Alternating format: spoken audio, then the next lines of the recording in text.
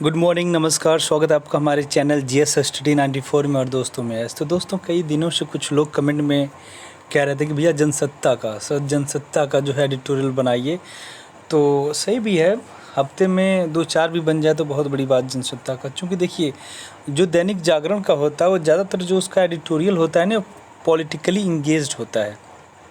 जो भी तर्क वितर्क होता है राजनीतिक रूप से, ज़्यादा चीज़ें उसी में लिखी होती हैं।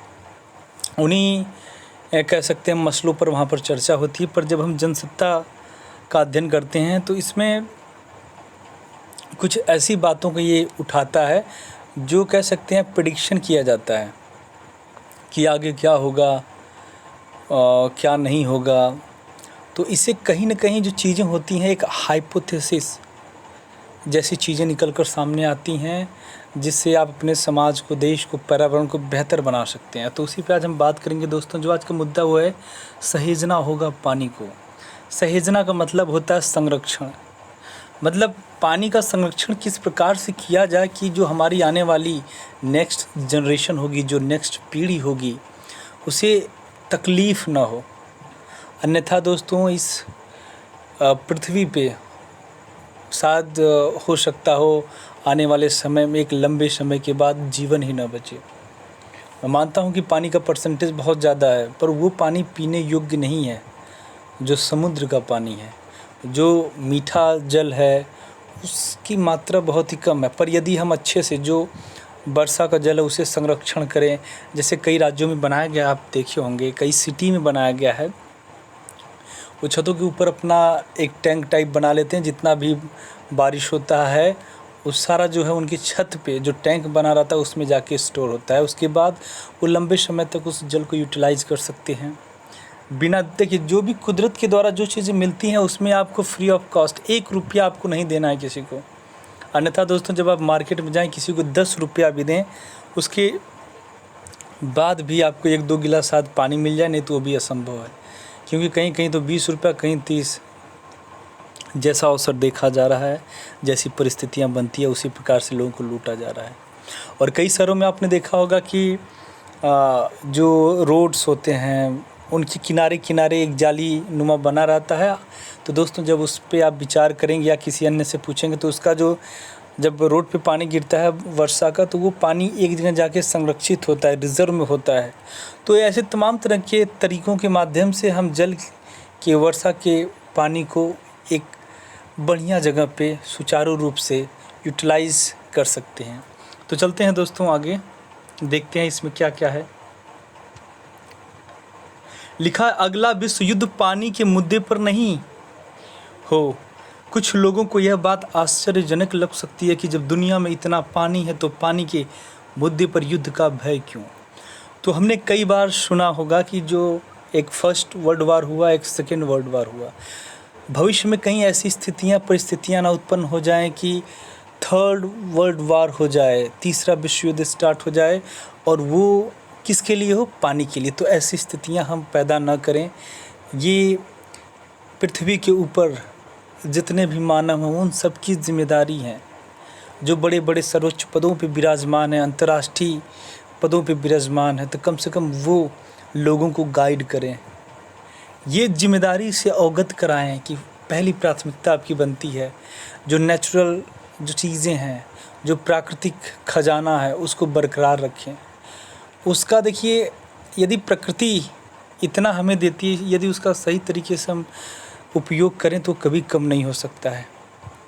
बस हमें ये करना है कि उसके साथ एक समन्वय जो होता है, एक संबंध, रिकन्सिलेशन होता है, उसे हम बना के चलें तब। लेकिन यह आशंका उस समय सच का स्पर्श करती सी प्रतीत होती है जब यह पता चलता है कि पृथ्वी की सतह पर मौजूद कुल जल राशि का 2% ही पीने के लिए उपयोग किया जा सकता है, या यह कि दुनिया की आबादी का एक बहुत बड़ा हिस्सा आज भी स्वच्छ पेयजल की सुविधा से वंचित है। हर साल गर्मी के मौसम में देश के अनेक शहरों में होने वाली पानी की किल्लत इस बात का एहसास तो करा ही देती है कि पानी की कमी सभ्य कहे जाने वाले समाज को किन किन परेशानियों में धकेल सकती है। तो दोस्तों, आज मैं वास्तविकता बता दूं, मैं कितनी भी बातें यहाँ पर कर लूँ या तमाम तरह के जो कैंपेन चलाए जा रहे हैं, एक इंटरनेशनल लेवल पे वैश्विक मंचों से या फिर राष्ट्रीय मंचों से जिस प्रकार से बार बार कहा जा रहा है कि आप जो जल के बारे में, जल के संरक्षण के बारे में जो लोगों को बताया जा रहा है, यदि आप नहीं समझें तो आपने देखा होगा कि वैसे तो ऑक्सीजन में फ्री ऑफ कॉस्ट मिलता है, 1 रुपया नहीं देना पड़ता है। आप दिन रात जैसे भी सांस लेना लीजिए, पर आप याद करिए अभी जो स्थितियां चल रही हैं कोविड-19 की वजह से, सोचिए लोगों को ऑक्सीजन नहीं मिल पा रहा है। जो कुदरत ने, नेचर ने हमें फ्री में दिया है, मुफ्त में दिया है, उसके लिए लोग लाखों रुपये खर्च कर दिए पर उनको नहीं अवेलेबल हो पाया। उसके बाद कई लाख लोग मर गए। तो ऐसी स्थिति पैदा ना हो कि कल को पानी की किल्लत हो, पानी के लिए हम लाखों करोड़ों दें वो भी न नसीब हो। तो ऐसी स्थितियां पैदा मत करिए। आप देखे होंगे कि बहुत समाज है पढ़ा लिखा जो अपने आप को अभिजात वर्गों की श्रेणी में रखता है। यदि मैं वहाँ जाके भी इस चीज़ों की मूल्यांकन करूँ, विश्लेषण करूँ, तो वहाँ पे भी तमाम तरह की कमियाँ हैं। जहाँ पर आप अपने बाइक की धुलाई 1 बाल्टी 2 बाल्टी से कर सकते हैं, भाई वो अमीर हैं, पढ़े लिखे हैं, ठीक है, तो वहाँ पे मोटर लगा के 10-20 बाल्टी पानी जो है व्यर्थ में बहाते हैं। बहुत सारे ऐसे लोग हैं जो नहाते हैं, एक बाल्टी हैं पर वेस्ट करते हैं, बर्बाद करते हैं 20 बाल्टियाँ। तो ऐसी चीज़ों को हमें रोकना पड़ेगा। ये कैसे रुकेगा? जब हम और आप अपनी अपनी जिम्मेदारियाँ समझेंगे, उस चीज़ को महसूस करेंगे। अन्यथा दोस्तों फिर वही होगा, कोई दूसरा प्रॉब्लम खड़ा होगा, कोई दूसरी समस्या संकट बनेगी, उसके बाद हमारे पास वही होगा।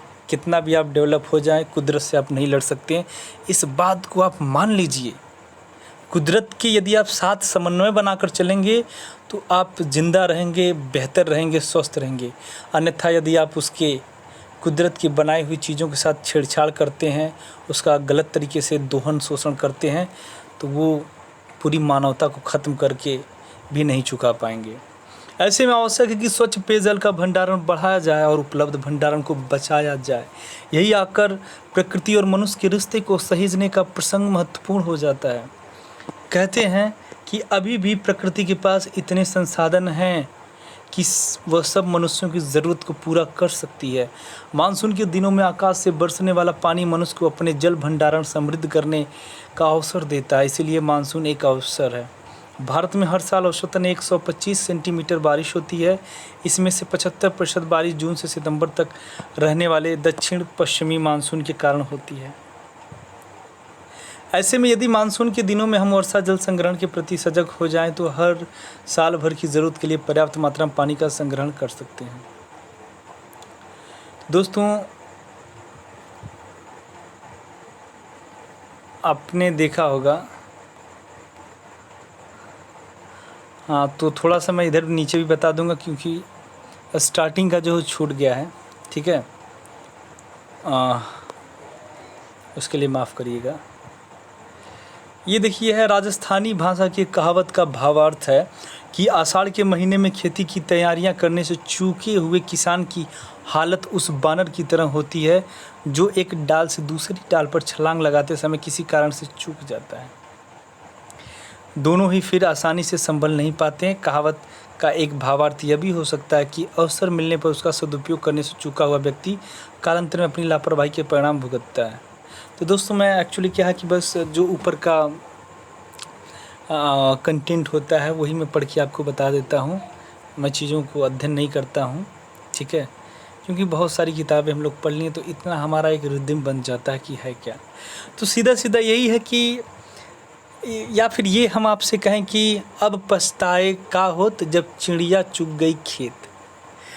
तो समय रहते हुए यदि आप संभल गए तो तमाम तरह की चीज़ों को हासिल करेंगे, तमाम तरह की चीज़ों का सुख लेंगे।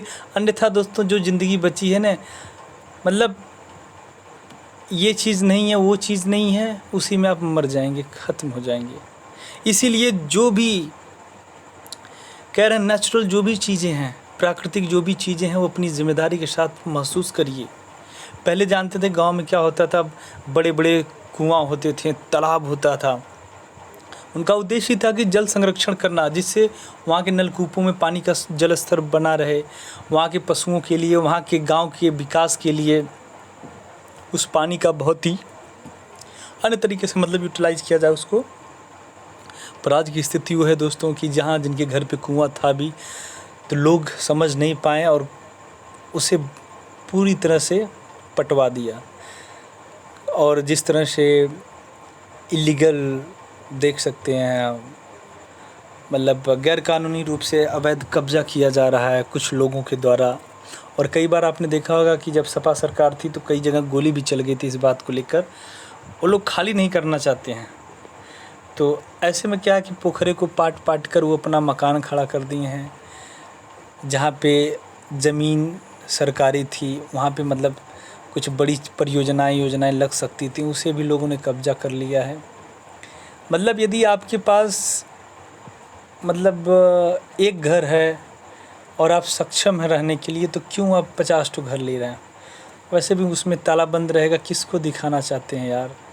हमारे भारत जैसे देश में कुछ लोग ऐसे भी हैं जिनको छत नसीब नहीं है, और कुछ लोग ऐसे हैं जिनको पता ही नहीं भैया कितना हमारे पास घर है, कितनी ज़मीनें हैं। ठीक है, तो ये स्थिति मत पैदा करिए। तैयारियों का यह तादम्तमय केवल रोज़मर्रा की ज़रूरतों के लिए ज़रूरी नहीं है, बल्कि प्रकृति से मानव जीवन के रिश्ते को बनाए रखने के लिए भी आवश्यक है। हमारी आधुनिक जीवन शैली ने सामान्य जीवन की ज़रूरतों को असामान्य रूप से बढ़ा दिया है। ये ज़रूरतें इसलिए भी सामान्य से अधिक प्रतीत होती हैं क्योंकि इनसे संबंधित प्राकृतिक संसाधनों की संरक्षा के प्रति मनुष्य समाज लापरवाह हो गया। इन ज़रूरतों में पानी की ज़रूरत भी है। तो सीधे बात है कि हमारा जो समाज है, ठीक है, जिसमें हम लोग कहते हैं कि होमो सैपियंस सबसे बुद्धिमान, सबसे अलग तरीके का जीव। पर दोस्तों यदि देखा जाए, यदि पर्यावरण को, प्रकृति को सबसे ज़्यादा इस पृथ्वी को किसी ने नुकसान पहुंचाया है, तो जिस प्रकार से ही शोषण हुआ है, दोहन हुआ है उसका, वो मनुष्यों ने ही किया है। किसी जानवर ने, किसी पक्षी ने, किसी पशु ने कभी नहीं किया। जो भी तहस नहस किया वो इंसानों ने किया है, याद रखिएगा। और क्या वो करना चाहता है, कहाँ जाना चाहता है, वो तो भगवान जाना। पृथ्वी की 2/3 से अधिक भाग पर जल है, फिर भी कतिपय विद्वानों को आशंका है कि कहीं पश्चिमी भारत के जिन हिस्सों में अपेक्षाकृत कम बरसात होती है, उन क्षेत्रों की परंपरा में वर्षा जल संग्रहण के प्रति जागरूकता को देखा जा सकता है। राजस्थान के जैसलमेर शहर में एक ऐतिहासिक तालाब है, गढ़सीसर तालाब। रियासत काल में मानसून आने से पहले इस तालाब की सफाई का कार्य शहरवासियों के लिए एक उत्सव हुआ करता था। जैसलमेर के शासक स्वयं अपने परिजनों के साथ इस काम में लगते थे। अब सोचिए, पहले के लोग इन सारी चीज़ों को संपदा समझते थे, राष्ट्रीय संपदा समझते थे। किस प्रकार से राजशाही परिवार, ताल्लुकात रखने वाला परिवार भी वहाँ पे स्वयं जाता था, उस तालाब की सफाई करता था। और ये चीज़ कोई बड़ा छोटा वाला काम नहीं होता था, ये एक उत्सव के रूप में मनाया जाता था। वो लोग अपनी जिम्मेदारियां समझते थे, उसके महत्व को समझते थे, इसलिए वहाँ पे बड़ा छोटा ऊंच नीच नहीं होता था। पहली बरसात के बाद इस तालाब में स्नान आदि कार्य करना पूरी तरह वर्जित था। बरसात के दिनों में यह तालाब पानी से लबालब भर जाता था और साल भर लोगों की ज़रूरतों के लिए जल उपलब्ध करवाता था। जैसलमेर की प्राचीन निवासी बरसात के पानी के संग्रहण के लिए इतने सचेत थे कि इस तालाब के पूरे भर जाने पर छलक जाने वाले पानी को संचित करने के लिए उसे एक पतली नहर के माध्यम से दूसरे तालाब तक ले जाने की व्यवस्था कर रखी थी। अब हमें सीखना चाहिए। हम अपने आप को कहते हैं कि बहुत विकसित हो चुके हैं, हमने तमाम तरह की टेक्नोलॉजियों का ईजाद कर लिया है, फला चीज़ों का आविष्कार कर लिया है, पर ये सारी चीज़ें कहीं ना कहीं पृथ्वी को, पर्यावरण को, प्रकृति को पूरी तरह से नुकसान पहुंचा रही हैं। सारी चीज़ें जो हम अपने भौतिक सुखों की प्राप्ति को और आगे बढ़ाने के लिए और बढ़िया जीने के लिए बना लिए ना, पर दोस्तों ये हमारे मृत्यु का कारण है। आज पता, कोई भी इंसान ये नहीं सोचता कि नहीं भैया तनी से नलका खोल के बढ़िया से नहा लिया जाए ना, बटन टिपो, अपने से शावर के माध्यम से पानी गिरेगा।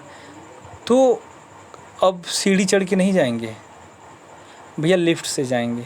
तो इंसान अपने आप को इतना कमज़ोर बनाता चला जा रहा है ना, जिस वजह से दोस्तों कभी वो डायबिटिक पेशेंट हो जा रहा है, ठीक, बीपी का, हार्ट का, फलाने ढिकाने सारी प्रॉब्लम 30 साल का जैसे हो रहा है।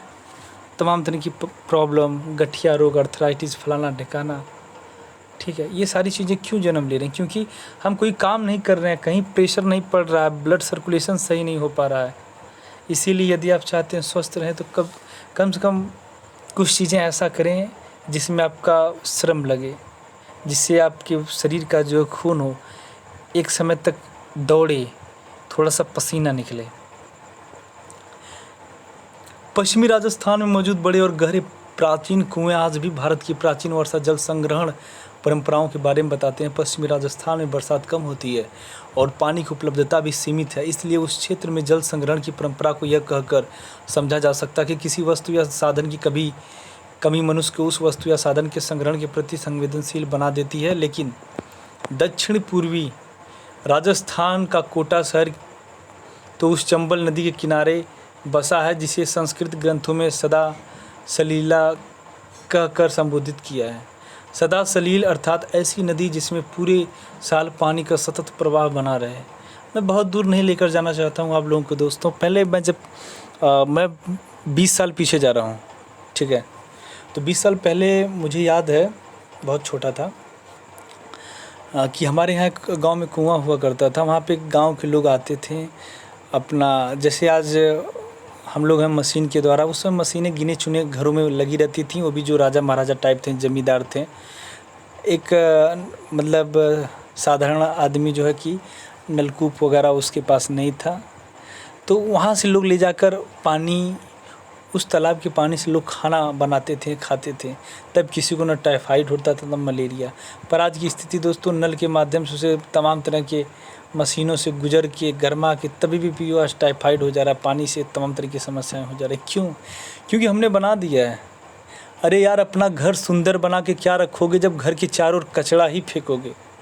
बनाना है तो पूरे जिम्मेदारी के साथ अपने गांव को, प्रदेश को, देश को, विश्व को, पृथ्वी को, ये उद्देश्य होना चाहिए। यदि आप सोच रहे हैं कि फलाने के घर के पीछे जो कचरा फेंक दें हम बचे रहेंगे, तो आप गलत हैं, मूर्ख हैं। जो भी कीट पतंग जन्म लेंगे, वहाँ से मच्छर फलाना ढिकाना होंगे, तो वो आपके घर में भी तो आएंगे। उनको आप कहाँ से रोकेंगे? पूरा जाल बिछाएंगे क्या? 14वीं शताब्दी में जब बूंदी रियासत के अधीन कोटा एक छोटा शहर था, तब बूंदी के राजकुमार धीरदेह ने इस शहर में 13 तालाब बनवाए थे, जो बरसात का पानी संग्रहित कर लेते थे। इससे भूजल स्तर भी बना रहता था। प्राचीन काल में तालाब ही नहीं, कुएं, जोहड़, बावड़िया, झील और कुंड जैसे मानव निर्मित जल स्रोत यही भूमिका निभाते थे। प्रकृति जब बरसात के पानी के रूप में धरती को वरदान दे रही हो, तो उस पानी को सहेजना प्रकृति के वरदान को मान देना है। हमारी परंपराओं में पानी के संग्रहण को समृद्धि का परिचायक माना गया है और पानी के अपव्यय को आपदा का कारक। लेकिन ज़रूरतें पूरी करने लायक पानी बहुत सहजता से उपलब्ध होने लगा, तो हम भूल गए कि क्यों रहीम ने कहा था, रहीमन पानी राखिए बिन पानी सब सून। पर्याप्त देखभाल और संरक्षण के अभाव में अधिकांश कुएं और कुंड उजड़ते गए और कचरा संग्रह केंद्र में तब्दील हो गए। एक चीज़ मैं आपको बताऊं, आप ही इस चीज़ का मूल्यांकन करिएगा। आपके इर्द गिर्द जितने भी तालाब हैं, और यदि आपको न समझ में आए तो जो भी वहाँ बुज़ुर्ग हो, जो उस तालाब को पहले उस अवस्था में देखा था जब उसका अलग तरीके से जीर्णोद्धार किया गया था, उनसे आप बैठिएगा, पूछिएगा उस तालाब के बारे में, उस पोखरे के बारे में, कि बाबा पहले इसकी दशा क्या थी और आज वर्तमान में क्या। तो वो आपको बताएगा कि बेटा पहले हमारे पास वो सुख सुविधाएं नहीं थी, पर हम खुश रहते थे। आज जो आप गाड़ी है, फ़ोन है, तमाम तरह की चीज़ें हैं, आप उसको सुख सुविधा के नाम से जानते हैं। एक्चुअली में ये सुख सुविधाएं नहीं हैं, ये इंसानों को कमज़ोर कर रही हैं, जिसके माध्यम से आप देख रहे हैं कौन कौन सी बीमारियां आ गई हैं। बावड़िया अपनी उपेक्षा पर आंसू बहाती दिखने लगी। स्थिति यह हो गई कि जिन नदियों को पवित्र मानकर उनकी पूजा की जाती है, विकास के नाम पर हमने उन्हीं नदियों को प्रदूषण के हवाले कर दिया।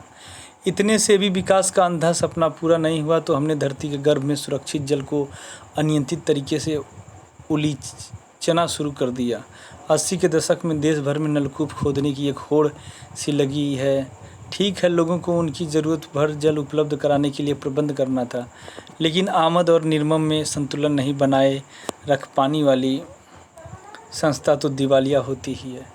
होना तो यह चाहिए था कि भूजल स्तर बचाए रखने के लिए समुचित प्रबंधन भी किए जाते हैं, लेकिन जिम्मेदार लोगों ने इस दायित्व की तरफ से अपनी आंखें मूंद ली और परिणाम यह हुआ कि देश के कई हिस्सों में नदी किनारे बसी हुई बस्तियों के आसपास भी भूजल स्तर खतरनाक रूप से कम हो गया।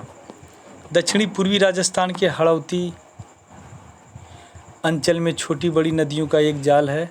चंबल के अलावा पार्वती, काली सिंध, परवन चंद्र, लोही, आहू, घोड़ा पछाड़, उजाड़, बिलास जैसी 1 दर्जन से अधिक क्षेत्रीय नदियाँ इस अंचल की सिराओं को सींचती हैं। लेकिन भूगर्भ की दृष्टि से इस अंचल की अधिकांश पंचायत समितियों को डार्क जोन, जहाँ भूजल स्तर बेहद गिर गया हो, में शामिल किया गया है। सोचिए ये स्थिति। मैं आपको बता दूं, 2-3 साल पहले या 4 साल पहले आपने देखा होगा कि शिमला में नहीं, पूरे हिमाचल प्रदेश में आप फिर कह लें, पानी का इतना बड़ा संकट हो गया कि वहाँ लोग तड़पने लगे, भागने लगे हैं उस शहर को छोड़कर, उस प्रदेश को छोड़कर। सैलानियों का एक तरह से जो बड़ी संख्या में वहाँ पे उपस्थिति दर्ज होती थी, और उसकी अगले साल समझ लीजिए बहुत स्थिति वहाँ नाजुक हो गई थी। एक पानी का बोतल जो है कि 400-5500 का बिकता था। एक ऐसा प्रदेश जहाँ से समस्त लगभग भारत की यदि बात किया जाए तो 75% नदियाँ उसी माध्यम से गुजरी हैं, और बरहोमासी वहाँ की नदियों में पानी होता है। पर वहाँ की स्थिति देखिए इतनी ख़राब। तो ये स्थिति ख़राब किसने बनाया? हमने और आपने। प्राचीन काल में पानी के प्रवाह के मार्ग में तालाब, कुओं या बावड़ियों का निर्माण करवा दिया जाता था, ताकि बरसात का पानी ये जल संसाधन अपने चुल्लू में समेट लें। मानसून एक अवसर देता है कि हम पीढ़ियों की ज़रूरत के प्रति संवेदनशील हों और वर्षा जल संग्रहण के प्रति सचेत। तो आज के लिए इतना ही। नमस्कार, धन्यवाद।